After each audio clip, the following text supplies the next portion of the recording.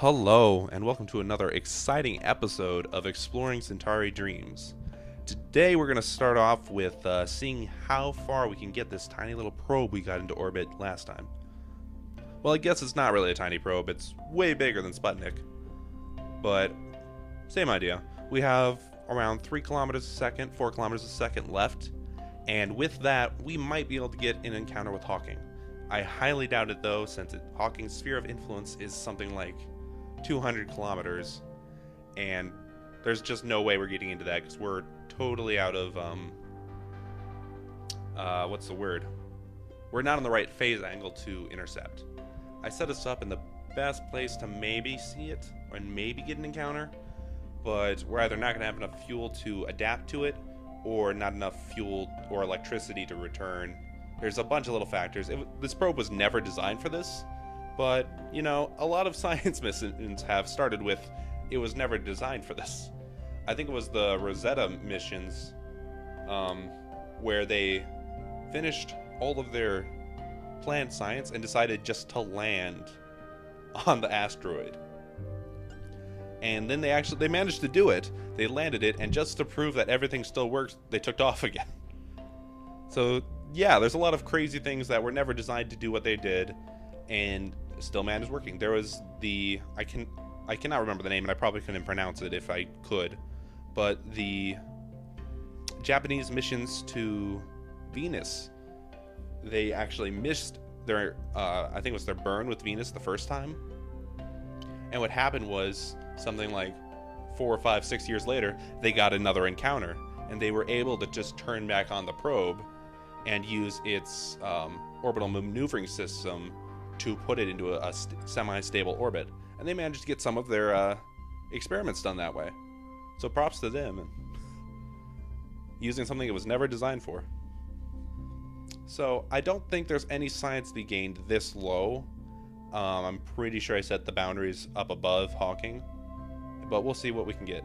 And it looks like we ran out of electric charge. I don't know if we use less electric charge when we're closer to the planet, so that I'm farther away, I'm using more to communicate. But I'm totally dead in the water now, even though I've got 1800 Delta V left to mess around with. We're just going to end up orbiting here forever, it seems. So I came up with a naming scheme for my rockets, or I think I'm going to name my lifters after this. I'm going to go with the list of all of the minor bodies in our solar system, that is Earth, Venus, etc. Sol, I guess. Starting with A, then B, then moving on. And so this is going to be Ahern, which I believe is just a small little asteroid, well, I guess minor body, in our solar system. And I've actually been thinking about how asteroids and comets and minor bodies would work in a binary system like Alpha Centauri. Would we see comets switching between orbits? Would that be stable? Would we see long period comets orbiting both? Or how would that look? I actually posted this on the forums a bit ago to see what other people thought, or if they knew of any resources. And honestly, it looks like nobody's really sure. For one thing, we're not sure that comets come from our Oort cloud, or if they're from some other shattered pieces of another planet, for instance. So we're not really sure if our solar system works the way we think it would. Why would we extrapolate that data to a totally different solar system?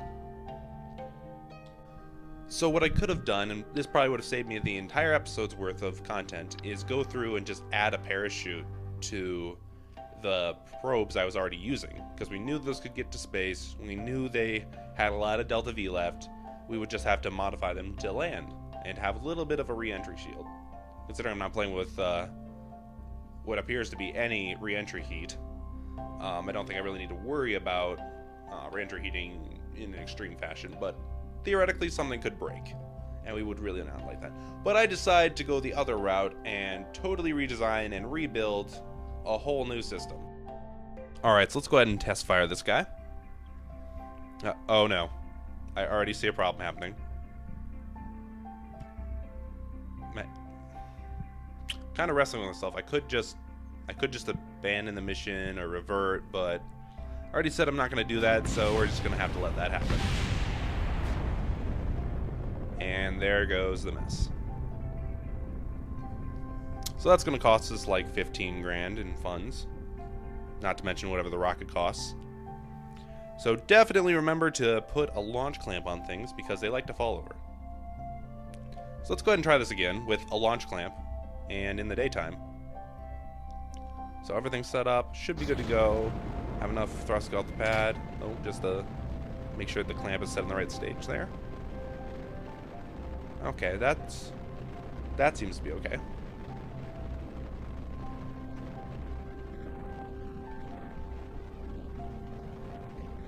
Now this first launch seems to be going pretty well.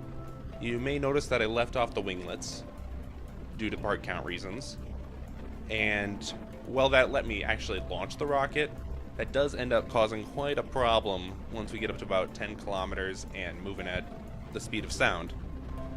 Because we start seeing a cone appear, a Mach cone, which will affect the craft and make it flip out of control. And you see we start pulling away from the prograde vector and getting side slip. Now if we had some winglets on the bottom, that would help us keep pointed in the right direction and maybe actually make it orbit. So we're gonna have to ditch this attempt and go through, and hopefully we'll pick up some science and the probe body survives, but it doesn't look like we're getting to space today. Well, the good news is because of this this incident, let's say, we are able to test to make sure the probe can actually survive a landing and get some science from the nearby biomes. The downside is we spent roughly 12 grand and burned up a ton of fuel in the atmosphere just to get science experiment from 2 kilometers away. So not the most efficient, but it does allow me to get some decent science points and maybe invest in some more stuff.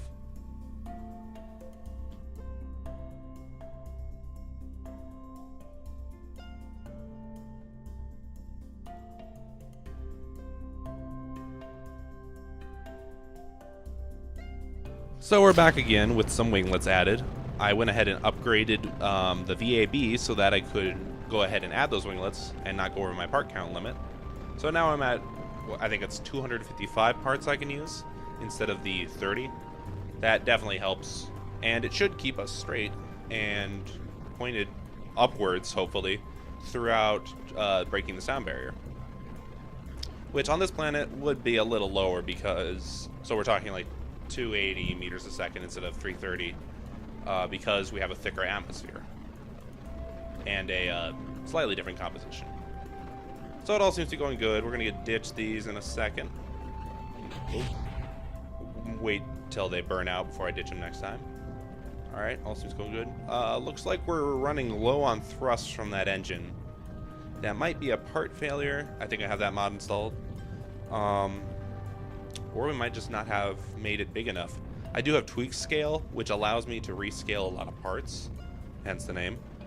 And I may have made that too small to actually lift these fuel cells and the probe. And it looks like we're falling on 20-second still apoaps and still at only 40 kilometers up. I think we're gonna have another reset here. Well, not a reset, I guess we're gonna have a failed mission. And yeah, that's just not gonna happen. So I think we're gonna ditch it in a few seconds and go and switch the probe, decouple it, and grab some more signs on the way down. Yeah, this is just not happening. We've already passed apoaps. So let's go ahead and ditch the probe. We just don't have enough thrust. And let that fall away. Now, a lot of spacecraft or launch vehicles don't have the ability to do this. For one thing, in real life, most probes would not survive being detached in the atmosphere. It's like imagining, you've seen pictures of New Horizons. Imagine that going through the atmosphere at Mach 3 without a fairing or a cone or anything. It would quickly become destroyed, beat up by particles, and it's frankly not designed to be in an atmosphere at all. So we'll see if we can pick up some science here again. Splash down the water, see if we can get anything. Doesn't seem like there's any real benefit to flying over low to pick up science.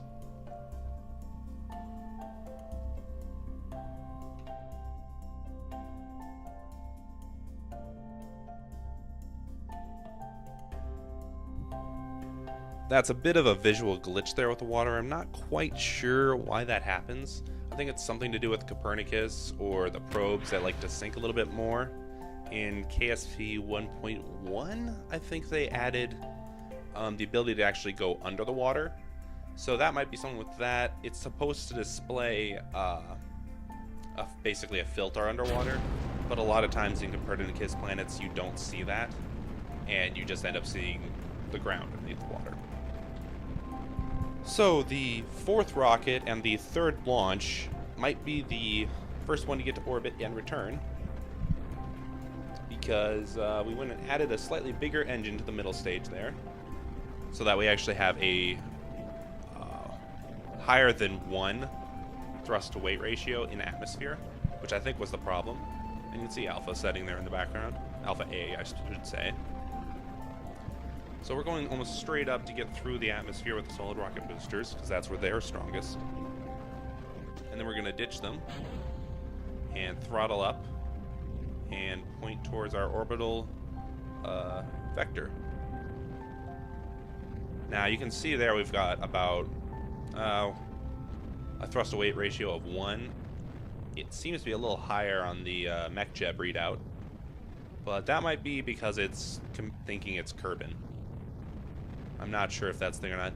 I should say Elcano's gravity is about 75%, it's actually like 78% of Earth's gravity.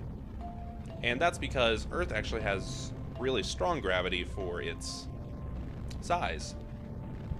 We theorize that that's because at some point in Earth's evolution, we collided with another planetary body, probably something that also collided with Mars or became Mars later, and the cores fused together to create a thicker than average iron Earth core.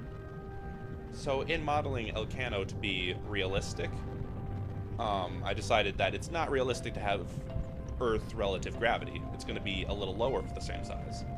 So Elcano is about the same radius. It's a little bigger actually. It's only like 100 kilometers, and it has that lower gravity because of the core. And its atmosphere has a slightly higher scale height because it's thicker and the gravity is lower. So you'd think thicker atmosphere, it would be taller and straight scaling. No, it's actually based on a lot of different factors that come into play.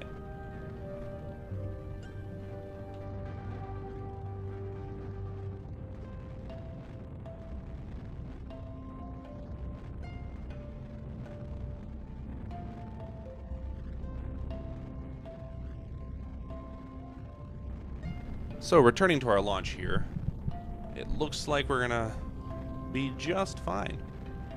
We're going at about 5 kilometers a second, at about 100 kilometers up.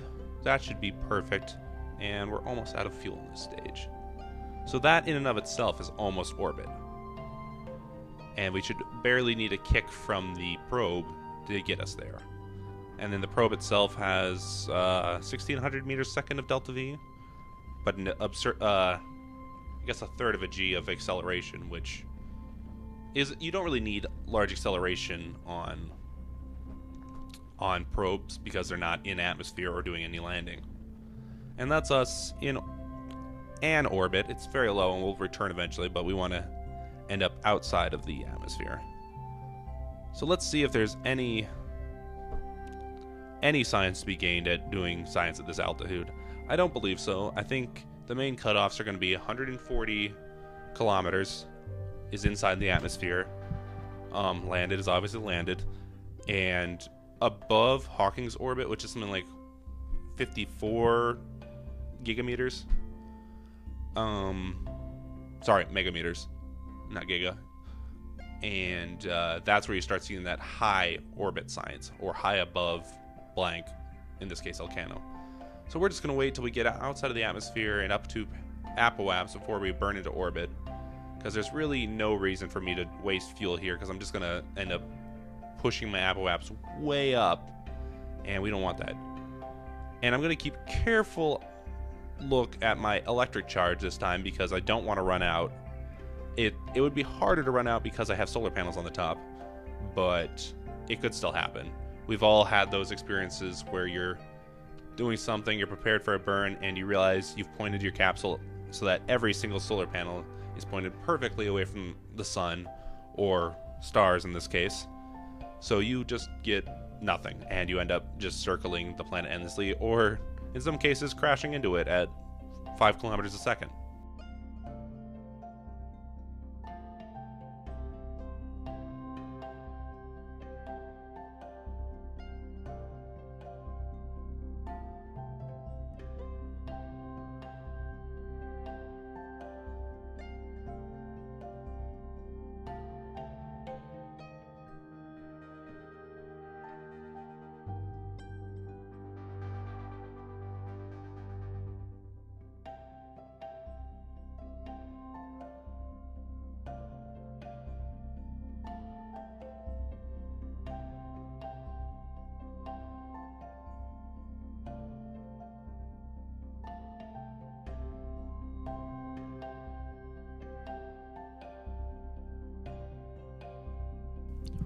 Alright, so we're in orbit now, and no, there's not any extra science to get, but let's see if we can go ahead and get close to the, I guess it's not the KSC, let's call it the Space Center.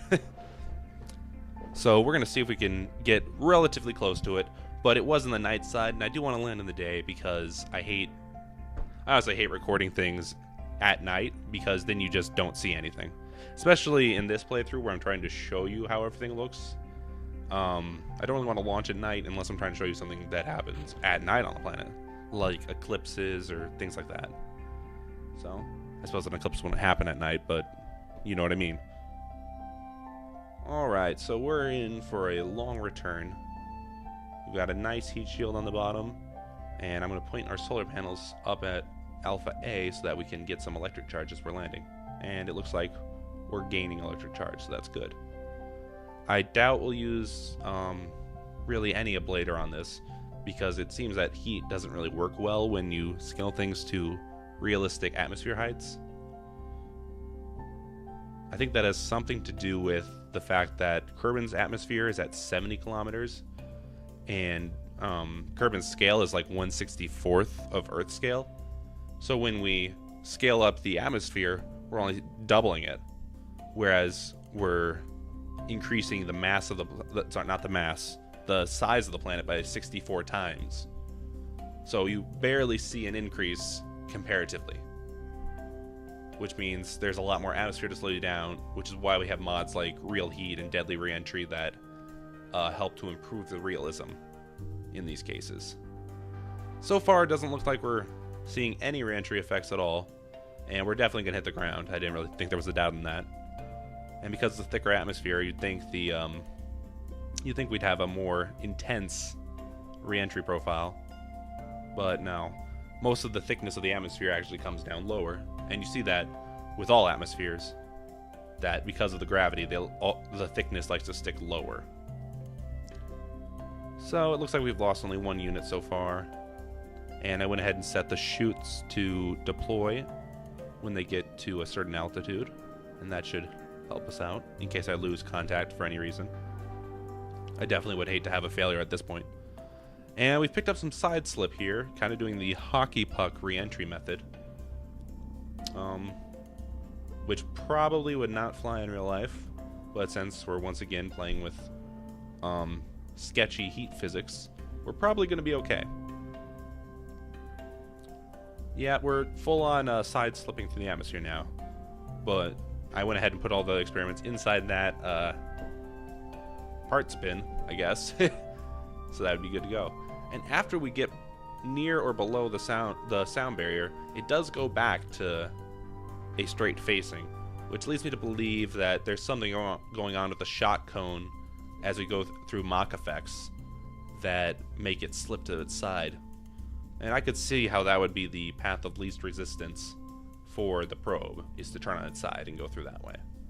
So maybe if I decide to use this design, which I probably won't, because it's not a very good design. I'd like to start making my own launch vehicles and then basically just setting probes on top of those. And this probe seems to be pretty poorly designed, honestly, if I say so, as the person who made it. I would not do it again, mainly because of the 3 failed launch attempts. So as we come down to the bottom here, I think we're going to say goodbye for now. And just let it sit and get some science, and I will see you all soon.